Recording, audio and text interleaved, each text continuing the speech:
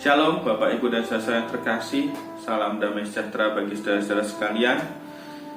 Di hari Rabu 5 Agustus 2020 kita akan merenungkan firman Tuhan dari Matius 18 ayat 15 sampai dengan 20 menjadi salah satu bacaan leksioner kita hari ini. Matius 18 ayat 15 sampai dengan 20. Dipersilahkan membaca bersama-sama dengan anggota keluarga di rumah. Saudara yang terkasih, kalau kita perhatikan bacaan kita, ada satu ayat barangkali yang cukup menyita perhatian kita.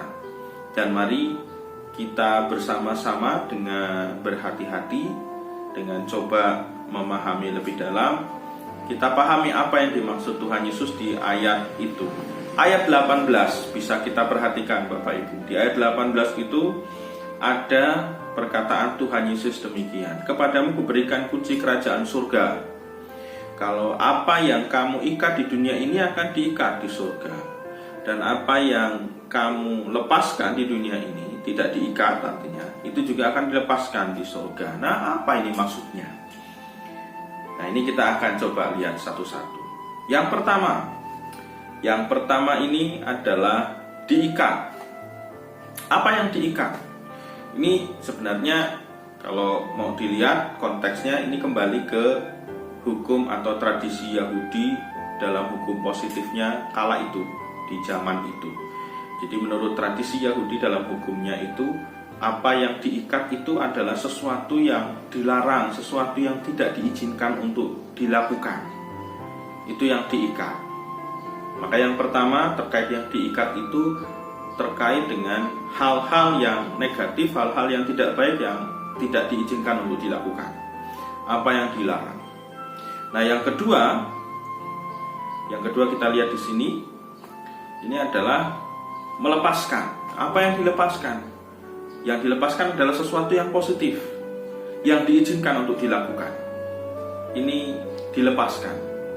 Maka dari pemahaman ini bisa kita lihat dengan sudut pandang yang sama, yaitu ketika kita melakukan sesuatu atau tidak melakukan sesuatu, itu artinya kita melepaskan atau mengikat sesuatu. Jadi kalau kita tidak melakukan sesuatu, itu artinya kita mengikat. Kalau kita tidak melakukan hal yang buruk, itu artinya kita mengikat sesuatu itu. Tapi kalau kita melakukan hal yang baik, itu artinya kita melepas sesuatu ini, melepas perilaku, sikap yang baik. Itu yang dimaksud melepaskan. Oleh karena itu, pemahamannya kemudian bisa berkembang, Bapak Ibu dan Saudara. Dalam kehidupan sehari-hari, hendaknya kiranya kita tidak menahan-nahan atau kita tidak mengikat sebuah tindakan baik, sekalipun itu berisiko yang kemudian tidak enak buat kita. Misalnya Allah dibully, dibully yang kemudian sok baik lu, sok saleh lu, sok alim lu. Kalau itu hal yang baik, jangan diikat, tapi lepaskanlah, lakukan. Tapi justru yang harus kita ikat adalah hal yang buruk, hal yang negatif, ucapan-ucapan yang negatif yang harus kita ikat, yang harus kita kendalikan betul ketika kita berelasi dengan orang lain, sehingga tidak melukai orang lain. Bahkan dimulai dari keluarga kita sendiri. Hal yang buruk kita ikat, tapi hal yang baik jangan tanggung-tanggung untuk kita lepaskan, kita lakukan. Nah, ini yang dimaksud dari sudut pandang yang berbeda, dimaksud oleh Tuhan Yesus melepas dan mengikat. Kalau hal yang baik kita lakukan sekarang ini, di dunia ini, tidak kita ikat, tapi kita lepaskan hal yang baik itu, di surga itu juga Tuhan melepaskan sesuatu yang baik, berkat-berkatnya nantinya. Tapi ketika di dunia ini kita justru malah melepaskan sesuatu yang buruk, mungkin malah di surga ya sesuatu yang buruk, atau nanti ketika di akhirat itu kita mendapatkan melepaskan sesuatu yang buruk, artinya tidak masuk surga. Nah, ini gambaran sederhananya Bapak Ibu dan Saudara. Oleh karena itu kiranya ini menjadi sedikit membuka wacana yang berbeda untuk memahami ayat 18 ini.